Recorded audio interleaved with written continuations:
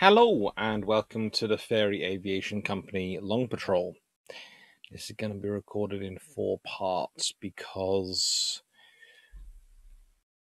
well, it's 28 slides long, and on average, I talk about a slide for about 9 minutes. So when I did the aim for Long Patrol is the video's got to be somewhere between 45 and 90 minutes. Let's say I've got 28 times 9. Pretty much that's 252 minutes long, which by my reckoning is 3 hours and 42 minutes. No, no, maths went wrong there. 4 hours and 12 minutes. Sorry, I was doing a 70-minute hour. I really don't know how. Long day, but good day. Puppy home well. So that would have been a very, very long patrol. So instead, I'm going to do it in the parts it was already in, discussing each for the time that I can, and hopefully giving you roughly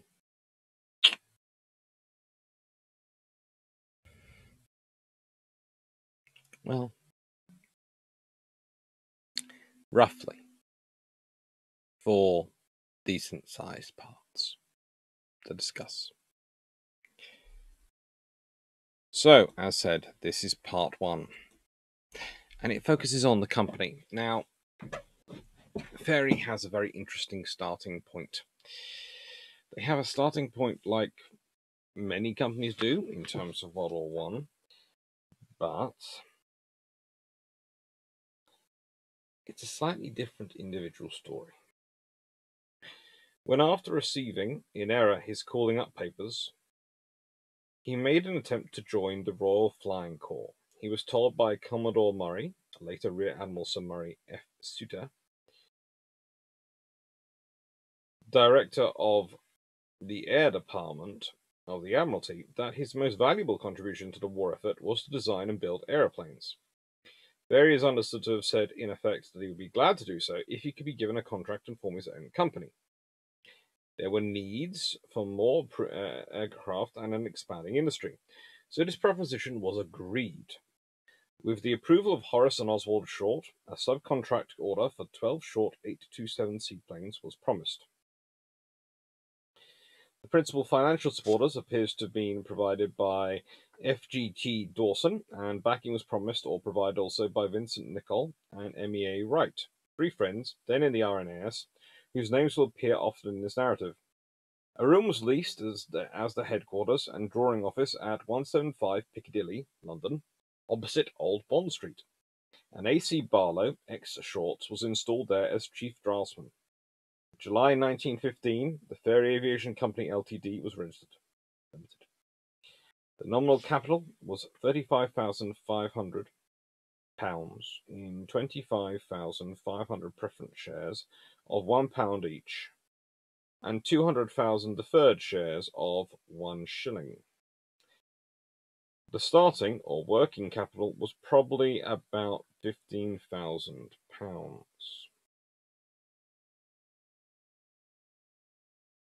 The name of C.R. Fairey as first director was the only one given in the published announcement of the formation, and the identity of the other directors was uncertain. The solicitor was a C.O. Crisp, another friend, and the company secretary was A.A. Amos. Although there was little prospect of obtaining financial support from the city, help and advice was given by Sir Edward Beddington Behrens. Dawson, who had been, or was to have been, invalided out of the RNS after service in Mediterranean, may have been an initial board member. He was certainly a working director in 1916, when F.H.C. Rees was named as joint managing director with Fairey. The formation of the company was no more than a starting point in a struggle for survival. As Sir James Russell Lowe wrote, Paraphrasing and expanding on the words of Shakespeare's Marcus Brutus, there may be a tide in the affairs of men, but there is no Gulf Stream setting forever in one direction. I love these books. Putnam, or in this case, it's a Naval Institute Press version. Fairey Aircraft by H.A. Taylor, published 1974, and this version published in 1988.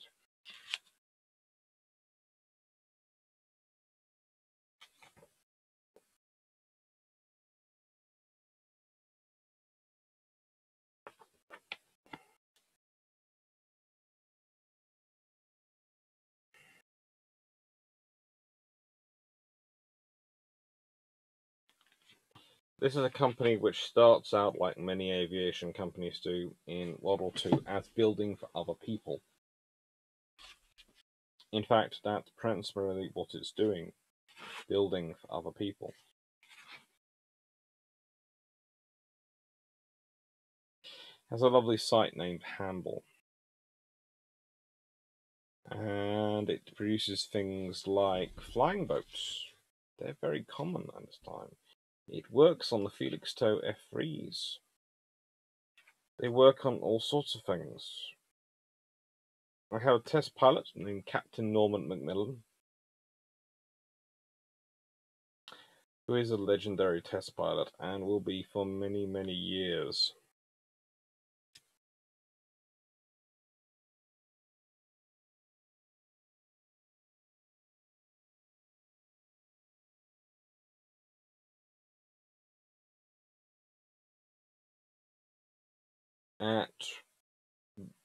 From the summer of 1930, they have their own aerodrome, which they're operating from, at Harmondsworth, later part of Heathrow Airport.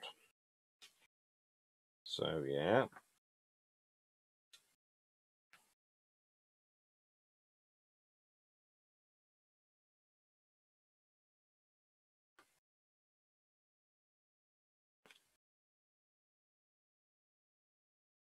C.R. Fairey, and often got on with his test pilots. This is the other one, Stanisland. So Macmillan and Stanisland are the two major test pilots. Stanisland, and they are very, very important to development of Fairey. You cannot overstate. You have three people who really affect the design of an aircraft at this time. You've had all the specifications and all these things, yeah, and through that all being given, you have the chief designer. The buck stops with them. The chief draftsman, who's in charge of making sure all the calculations, all the theoretical side works. And the chief test pilot, who certifies it as fit to fly by people other than a test pilot. And a test pilot is not your run-of-the-mill pilot. They have to understand engineering. They have to be very scientific background. They have to be able to explain things. So they have to have very, very good communication skills. Because when they land, they have to turn around to the engineers and the scientists and all the people sitting there on the ground and tell them what went wrong and what went right and why they think that is. The chief designer is the one who makes the decision as to what is expendable. That sounds quite strange, but let me put it this way. And this was an advantage Fairey had, in that C.R. Fairey was a very, very competent chief managing director and chief designer in many ways.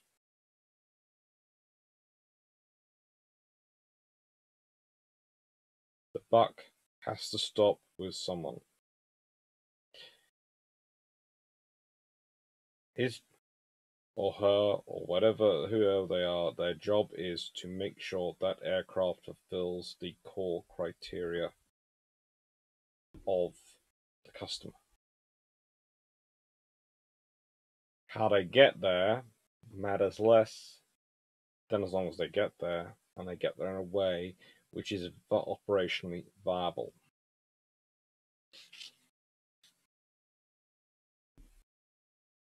Not that complicated, hey? It's got to be operationally viable. It doesn't always work, and to be honest, it took him a while to get into it. And when I say it took him a while to get into it, well, the F2 is up there. The F2 is theoretically Genesis for the Fairey company. Has a crew of 3, a wingspan of 77 feet, twin-engined, long-range reconnaissance aircraft. Trouble is, it's a long-range maritime reconnaissance aircraft built at a time when there are few, if any, airfields where you need them.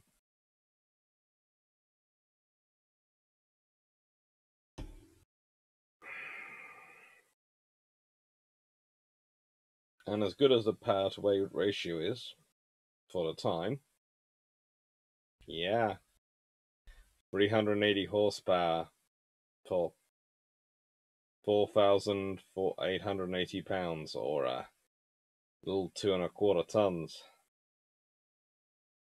Smoking. Just wasn't good enough. Can't think why. But that innocuous aircraft. Fairey number 10. Wasn't supposed to be anything.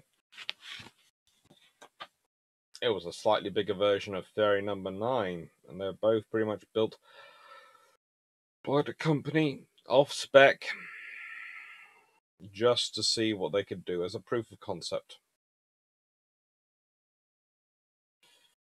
Proof of concept. It's a cute phrase, but it hides so much. Demonstrator of intent, of quality to come, of capabilities.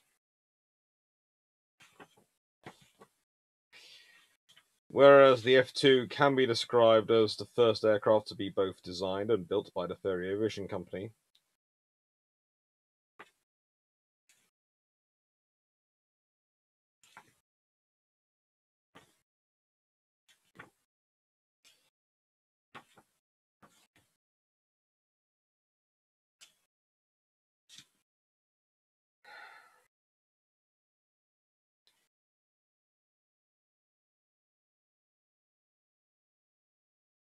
The Fairey 10 is an alternative design by F. Duncanson to meet the Admiralty specifications N2 for a carrier-based seaplane. N9 was built to the specification. N10 wasn't. It was the alternate.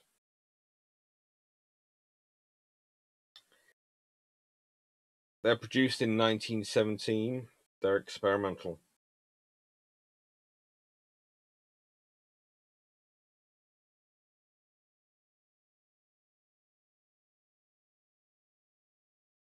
N10 was slightly larger and heavier than N9. Had an equal span 2-bay biplane with folding wings and fitted with the more powerful 260 horsepower Sunbeam Married to 12-cylinder V liquid-cooled engine.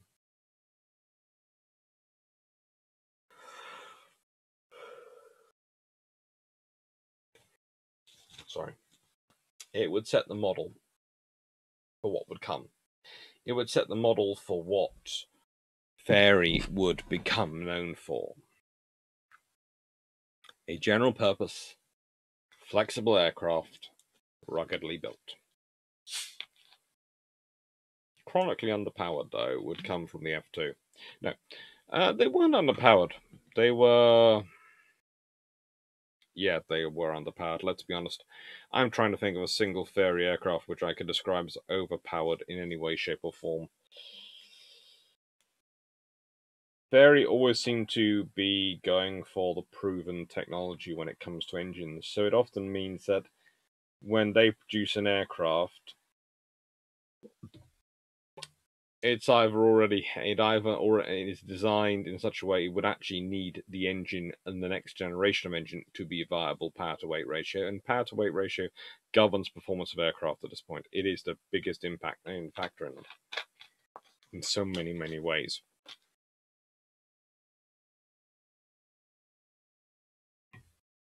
Or they pick a well-proven aircraft engine. One small problem with it. It's so well proven because it's been around for a while, so frankly there is a lot better coming out.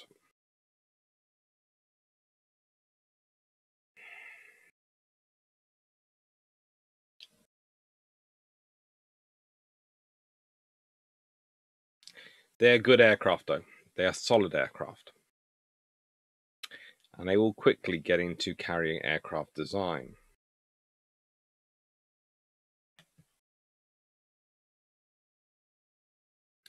So more on the F2, just because I can, so I'm going to expand this one out. This, of course, is from that book, which I showed you earlier.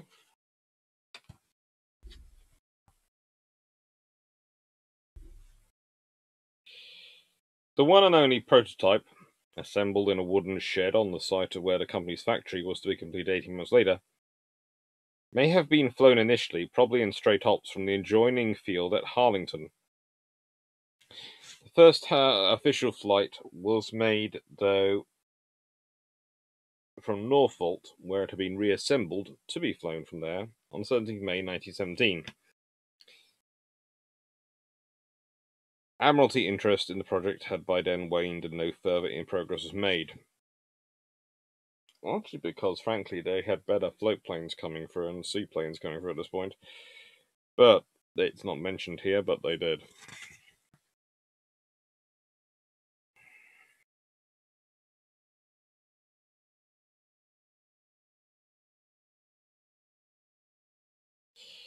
No record appears to remain of the requirements which the design of the F2 was intended to meet.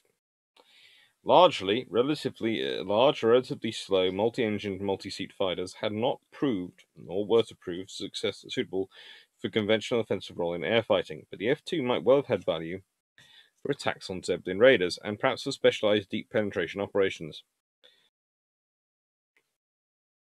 RNAS, of course, was responsible from September 1914 until March 1916, wholly responsible, in fact, for the air defense of Great Britain. Therefore, that would explain the interest in this aircraft, although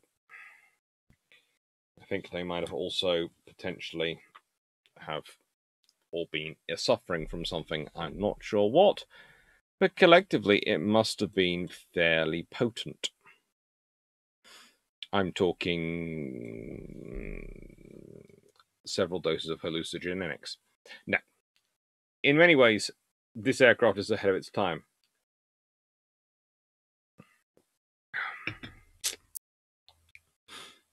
After all, making a monoplane, give it engines which actually have a horsepower rating that can be measured in more than a couple of horses once it's been serviced for a while.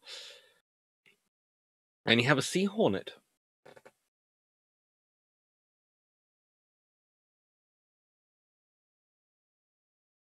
That was not just said to wind up Jamie.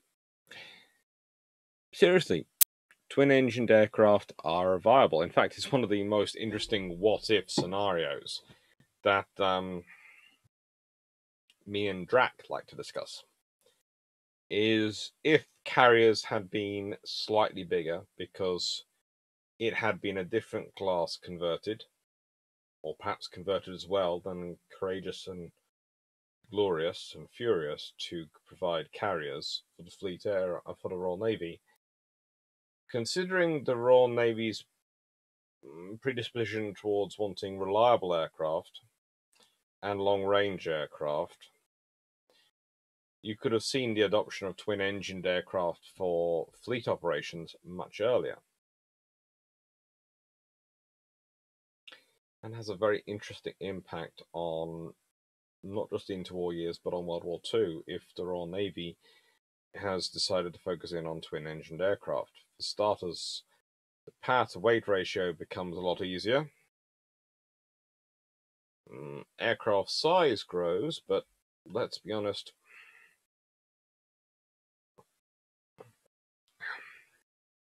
it's far easier to fit cannon inside a nose cone than it is to fit them on the outside of an aircraft engine. So if you have twin-engined aircraft, you might well have had cannon available on these twin-engined aircraft for when they start fighting.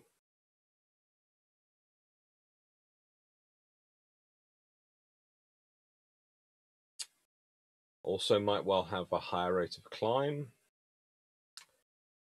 It's all sorts of options. So, yes, I am pretty scathing about the F2 because, frankly, I consider it one of the less capable designs which Fairey come up with at this point. But it also does, to an extent, represent a lost potential future. Because I really do think a twin-engined standard of naval aircraft in the 1920s and 30s for the Royal Navy would have had a massive impact. And there is part of me which wonders if it would have affected the other nations as well. If they would have gone twin-engined as well, if the British had been twin-engined, or if they'd have, like with the initial phase of the armoured carriers, thought, that's a nice thing, but we don't need it. Could have been interesting. So, sources. Well, I mentioned 2 out of 3. Here's the third. Fairey, Swordfish, and Albacore. I also have Casper John sitting here, who was involved in sorting out some things to do with them. And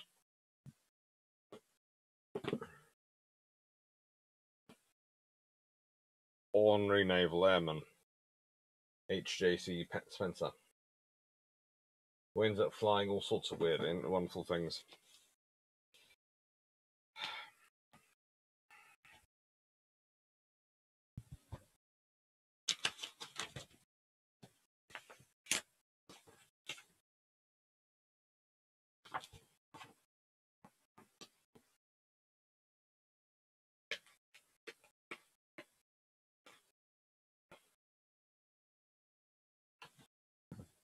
Very thick paper, this book. During World War One, Fairey had answered an admiralty specification for a very large flying boat, received orders to build 3 N-18, N-1, N-118, N-119, named the Fairey Atlanta, and N-129, the Fairey Titania, the largest flying boats in the world at that time. Such was the development and build time that it was 1923 before the Atlanta flew, with the others 2 years behind. Okay, starting to get the idea that this company has great designs, but lets itself down sometimes on production. You would be right. But they're lucky. There's also the fact that there's the Bristol Aeroplane Engineering engine companies. And this is the company which is forever associated with them thanks to the Pegasus. But honestly, they use Rolls-Royce and Armstrong Siddeley far more often than they use Bristol. Which is sad. Bristol, of course, make their own aircraft and produce both versions of the Pegasus for the Swordfish and the Pegasus which is used in the Sea Harrier. And Harrier, they are both very, very good engines. The crank system on the Swordfish is basically designed to keep it in perpetual motion. So those will go in turn. But it sort of skips it. So it might go 1, 3, 5, 7, 9, 2, 4, 6, 8, and around.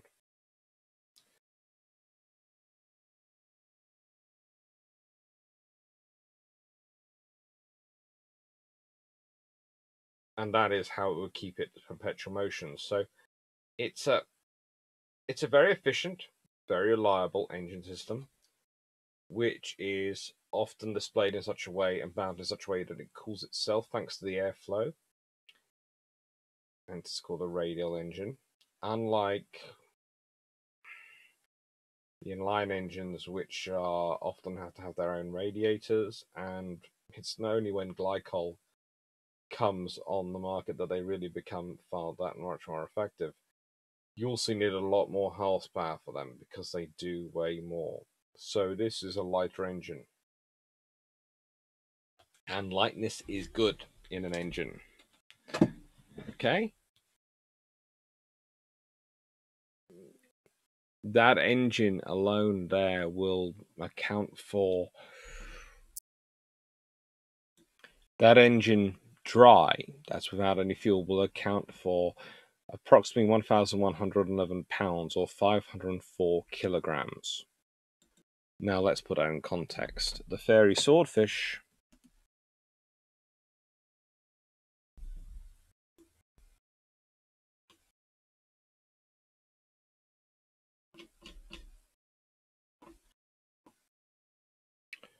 was roughly 4,195 pounds when it was empty.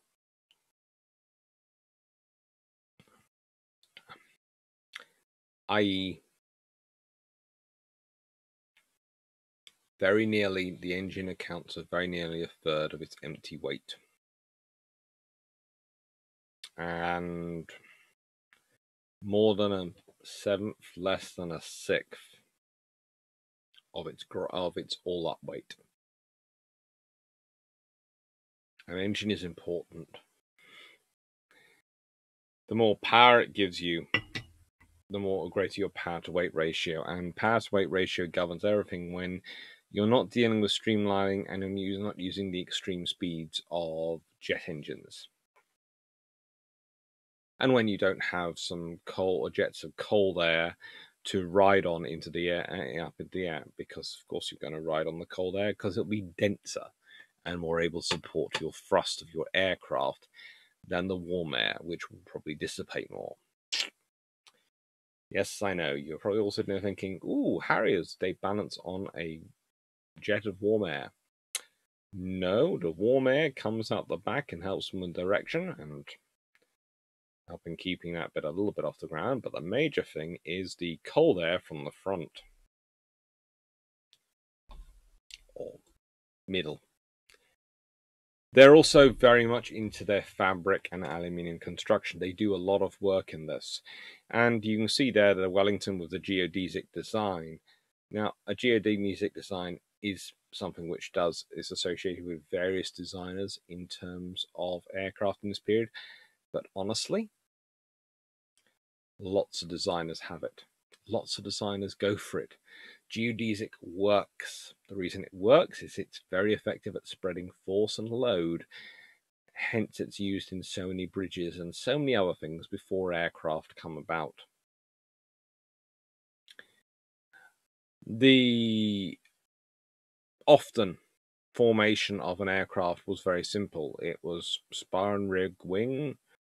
It was a wire-braced box girder fuselage and a wire truss supporting biplane wing cell, and sealed fabric string stretched out as airframe. It's very simple. Aluminium technicians and technicians capable of using it are a whole new skill set versus the people who have to have good sewing skills to patch up this, and good vice skills as well, probably as well.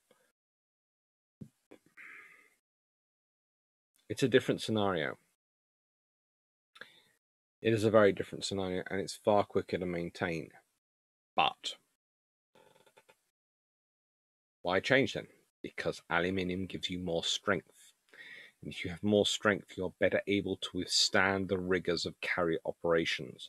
The scariest, most dangerous thing to your aircraft on a carrier, not the enemy, it's the landing. Because the enemy may or may not find your pilots and their aircraft. Your enemy may or may not manage to find them in time that they can engage. And when they engage, they may or may not actually get any close to them. But that doesn't matter. What does matter is that guaranteed every single time you take off, when you land, you're going to have to go through what is a controlled crash. And it will be a very painful experience. And you will do it every single time you land. So you need your aircraft to be strong. So, spar rib wiring, wire brace box girder fuselage, wire truss strut supported biplane wing cell, and a steel fabric skin stretching over the airframe. Cool. That was all stuff which apparently was standard. We can wish. We can certainly wish. Anyway, please join me for part 2, which will be the post-World War I aircraft and looking at how Fairey developed. As I said, they are a rather interesting little company. They do a lot of one-offs. Which again makes them an interesting choice for the Swordfish, but they'd already produced the TSR, and they produced before that the Fairey Seal, and then before that the Fairey, not Seal, I think it was Gordon. And then, if we go back a little bit earlier than that,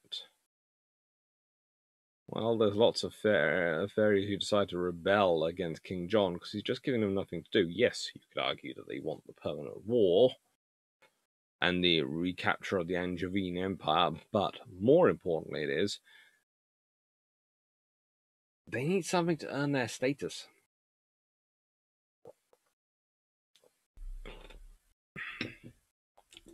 You can't afford to be in a society which is arguably dependent in terms of your rank upon your prowess and perceived prowess, most importantly, in a fight, and then actually back down from a fight when you're getting offered one. It becomes painful very quickly if you do.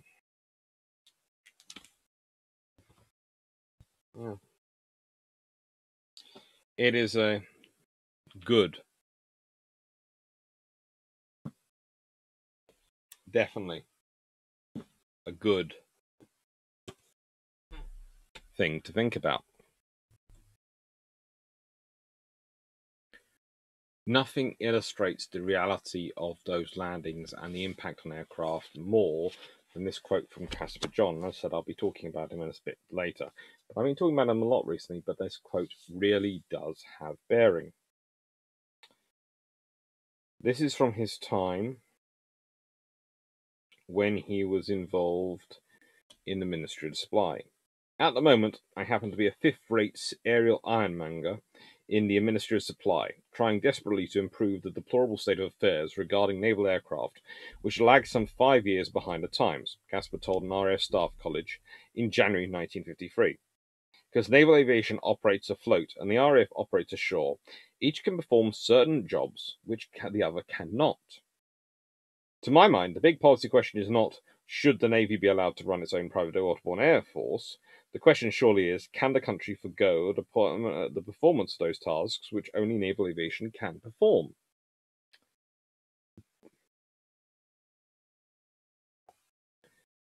And as such, companies like Fairey and Blackburn, which was talked about in previous videos, were called upon to answer those questions. To picture the aircraft carrier of the mid-1950s, Casper once asked his audience to think of the following. 1. An RAF station operating 60 to 80 single or small twin-engine aircraft, and the fuel, stores, firefighting equipment, and so on to go with it. 2. A couple of batteries of heavy anti-aircraft guns, with ammunition and control gear. 3. A minor Battersea power station. 4. A big radio transmitting and receiving station. 5. The radar, communications, and other ancillaries of an RAF fighter sector controller. consider all of the men, about 2,000, and accommodation wanted for those functions, then issue them all with 3 months transit provisions. Now put the whole lot inside a metal box, 800 feet long by 90 feet wide by about 90 feet high, making the box self-propelled and operating aircraft from the top of the lid. That is your aircraft carrier. In the mid-50s, there were 20 remaining naval air stations in Britain, dispersed between Scotland, Sussex, Pembrokeshire, Oxfordshire, Northumberland, Shropshire, and Lancashire. It's now just 2. RNAS Yeovilton and RNAS Colrose.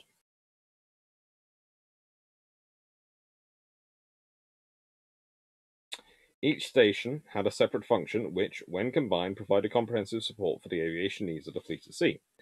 To find the skilled personnel to man the stations to fly the planes was something which Caspar John found increasingly difficult and involved in.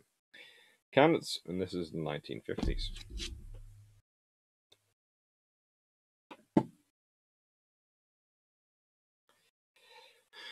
The point about Fairey as a company is that they start off in World War I and largely make their name not through building anything themselves, but through building the font of others' ideas. But they do start to have their own ideas, and N9 produced to the specifications, N10 produced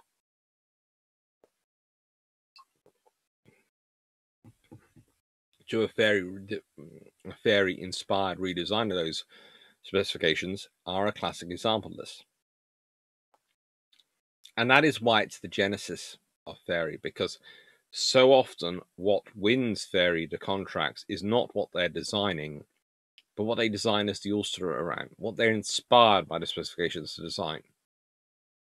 Frankly, it makes them a terrible company to try and deal with in terms of setting things, but as a company for a historian to look at and as an operator's company, because the aircraft they delivered surely did operate, they were very, very reliable, especially the Swordfish.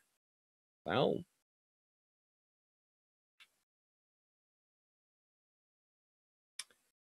who argues with results? They win.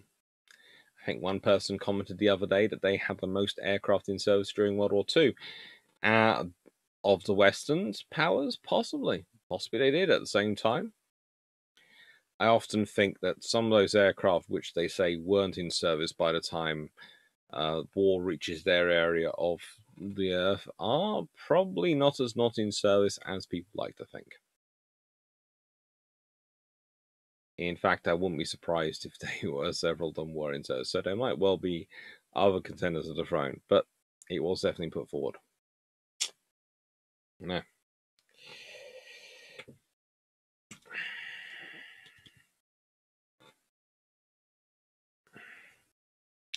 Thank you for watching part 1. I hope you've enjoyed it. If you do like these videos, please do subscribe. Please do press the little bell left. Maybe join Patreon or Discord and come join the conversation. It's always wonderful to hear from people. It's always wonderful to take suggestions. Currently, we've just chosen what will be in December's videos, but soon we'll be starting on January's, and that'll be a fun time. So please do think about it, and if you're interested, come join us. Take care. Have a nice day.